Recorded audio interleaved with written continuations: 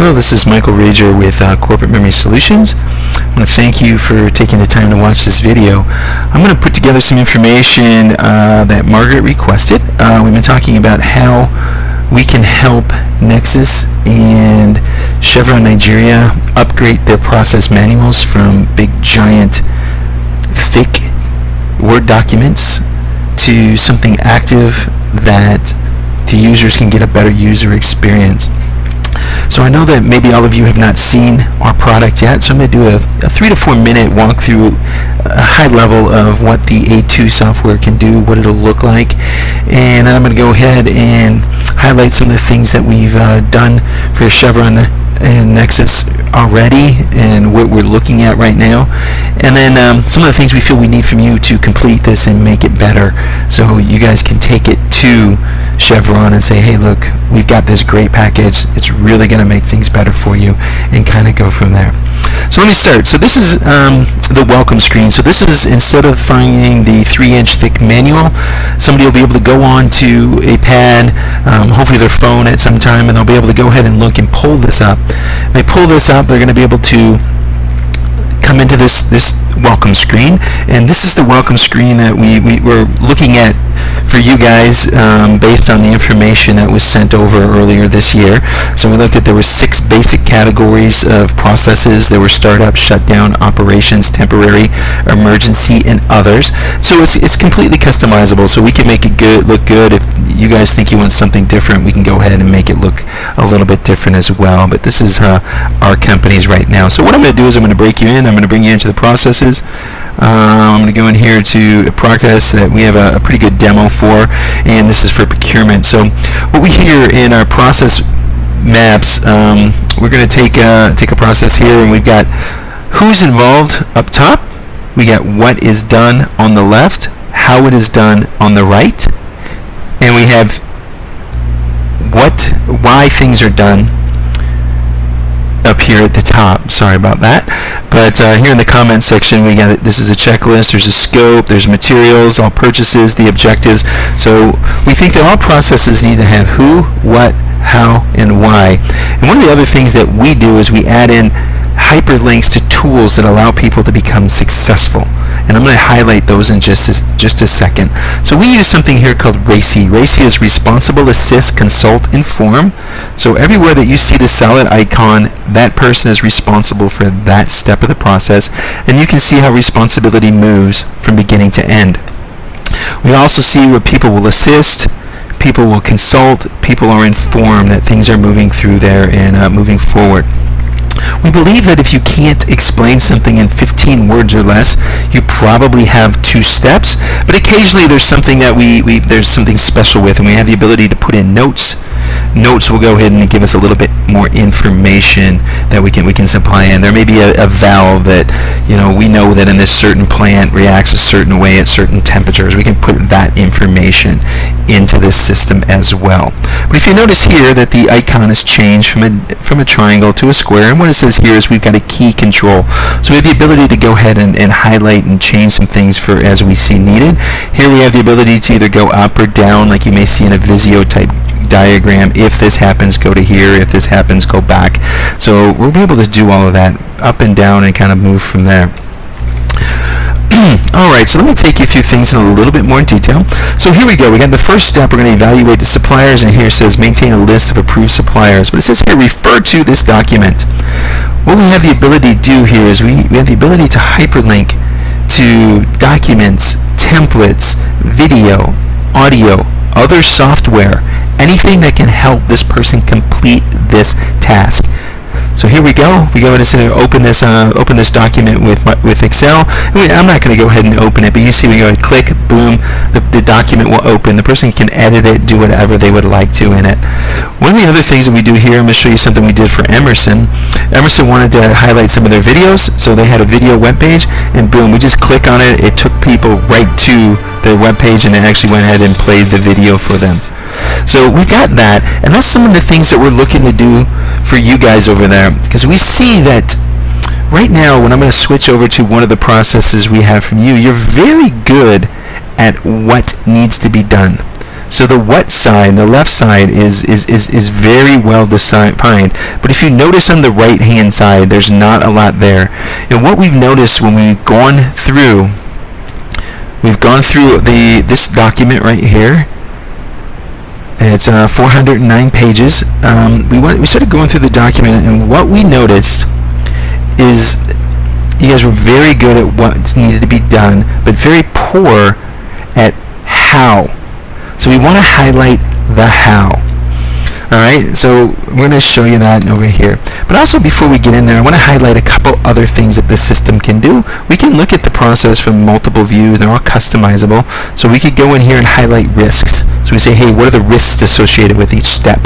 You know, is there an explosion risk? Is there a leak risk? What is there that's going on here?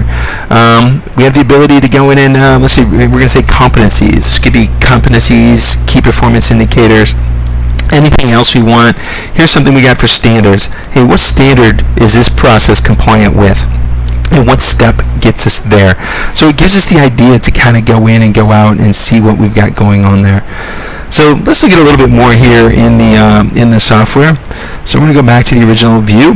You notice here the purchasing manager. So we got the ability to hover the mouse over parts of the software. What it'll do is it'll bring up more information. So what it does is here it brought up more information. It tells us John Smith, he doesn't work Friday. It gives us his telephone number. We give his email address in there.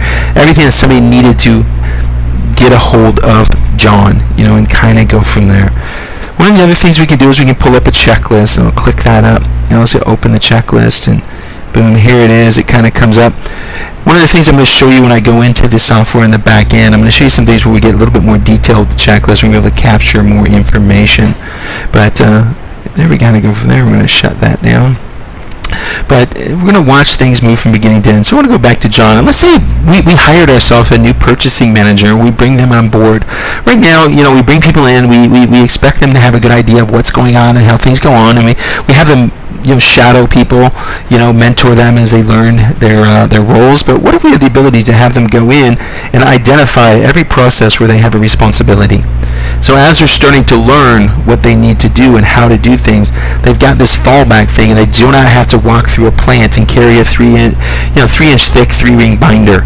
You know, it's not going to be in their truck. And I've worked construction projects, and it was like we got 90 binders in the back of our truck.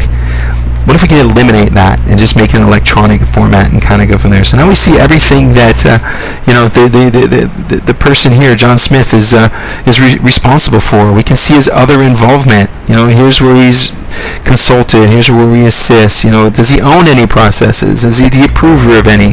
So it gives us the ability to, you know, do a whole bunch of those things. One of the things that we recently added was a Guru tab. And I love the Guru tab. I'm going to pull up Mr. Einstein right here. And the reason we did this is because what we started finding out is people that are doing the work now are not necessarily the experts at it. The experts may have been promoted, and now that knowledge is lost. So we're able to go in, and what we like to do is bring in information from those experts, or quote-unquote gurus, and maybe shoot some video with them, you know, ask them, you know, a little Q&A session on why we did this, how do we do this, what happens within the plant, you know, and kind of go from there. So that's some of the things that we really like to do, and I think that can really help you guys. I'm going to go here. You can have all your policies, your business plans, your environmental policies, all that stuff can be in here as well. So it's nice and easy for everybody to find what they need. So what I'm going to do is I'm going to go back over to the process we're working for you guys. So here it is we've got, like I said, we've got a very good how things get done. What we did here is we took out from the information the why, but we didn't really good. The what needs to get done. I'm sorry, we're very good on the what needed to get done, but very poor on the how. So you started seeing, we started going on here. It says, okay, so here in the step 1.3, it says perform in accordance with CNL guidelines and use the customized PSSR checklist. What if we had the ability to add a checklist in here? You know, you could click off, people could use it, and it's right here. They don't have to go find one. It's all there, you know, kind of going from there. Here, the second one, we said validate the need for the hydro test before performing a leak test and preparing for commissioning. Well, one of the steps that we said is this 2 steps, you know. Do we need to validate for a hydro test? Okay. If we do, how do we do it? because it doesn't tell me how to do it. And two is, okay, if we need to do a hydro test, now do we need to write a sub-process of how to do a hydro test, and kind of go over from there. So we keep following along, and I'm going to go down a little bit here. As you see, we had some things in there that we were able to figure it out. But here the go back here is if leaks are noticed, depressurize a valve, go back to step 3.3. So it gives us a good idea of where to go back. But I want to go down here. Let's see. This one was very interesting. It says depress the and acknowledge and reset the button once. And I don't know exactly what button it was, but what if we had a picture of that button in here, so we knew exactly what button we were supposed to be pressing? But then here it says recycle the main burner switches twice in quick succession for each burner. So what if we actually shot a video of somebody actually doing that, and exactly what it's supposed to be like, and we're able to let them confirm that the igniter and pilot light indicators are on. So we're going to be able to see that, and kind of go from there. We want to make sure that they don't have an explosion hazard. So this is where we feel that this is the information we could get from you guys to add to this system to make it even more effective. So there's the highlight of it. What I want to do is I'm going to take you in the back end of the system. So here it is. This is the area I really wanted to highlight for you. I'm going to go into the execution list. This is something that I think can be very, very, very helpful to you guys. And I'm going to go here, and I'm just going to click on this one. I'm going to pull up the process details. So this is not any of your stuff. This is just in our demo. But let's say we're going to start this process. We'd be able to go in and pick a planned start date, planned completion date, actual start date, actual completion date. We actually put a person's name in. So I'm going to get that John Smith guy. We're going to have him start it. And we're going to say he was supposed to start it today, which is December 1st. And it was going to be done, whatever is going to be done by the 7th. So we actually did start it today. And we don't know the actual completion date. But let's say we go in and we're going to complete this first task. John's going to be able to go in. The responsible person was, John Smith. He may have consulted with Jim Jones, and they had a few notes, and you could put that information in here. And we hit it complete. Boom, it's in there. So we got a day, a planned start date, and a time. You can put that information in, but when they actually did it. So we know it was completed. We know who helped.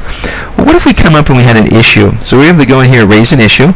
So we can go into maybe step 2. There was an issue, and the issue title is, I don't know, but it's a title. Let's call it issue. We can put in some comments.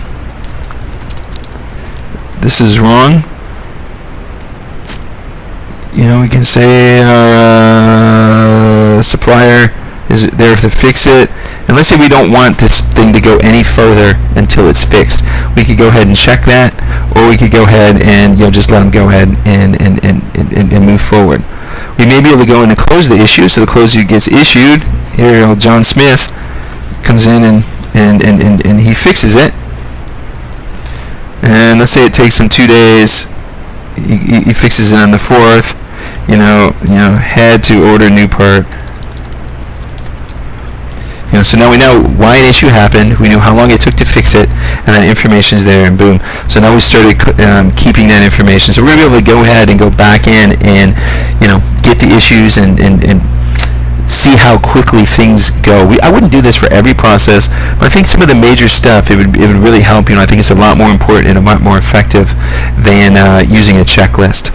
So there we go. We got everything there. We'll be able to find the information. We can kind of go on from there. We go into the process, just show you the ease of doing things. Define a new process. Yes, we pick a group.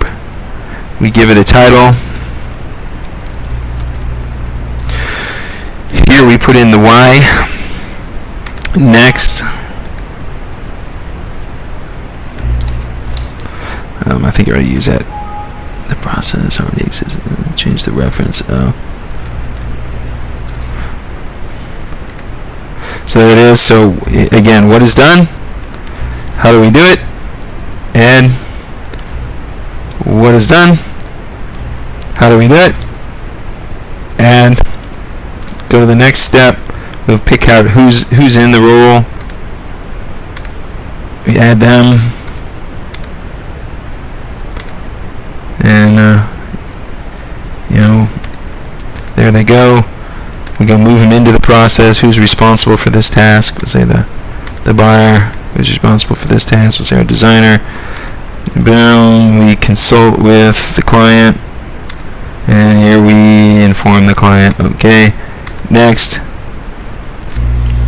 Process is completed. We're able to go in. We're able to go in back a little bit later when we get here into our task manager. Our test manager, we're going to be able to go add some more details. This is where we'd go in and we'd add the roles, the document links, and all that stuff. We don't really need to go ahead into that right now, but just going to give you a high-end overview of the system and how it works. So if you got any questions on what we need, or if you'd like to schedule a call to go a little deeper, let me know. This is Michael Rager. You can email me at michael@corporatememorysolutions.com, or Margaret knows how to get a hold of me, and we can go from there.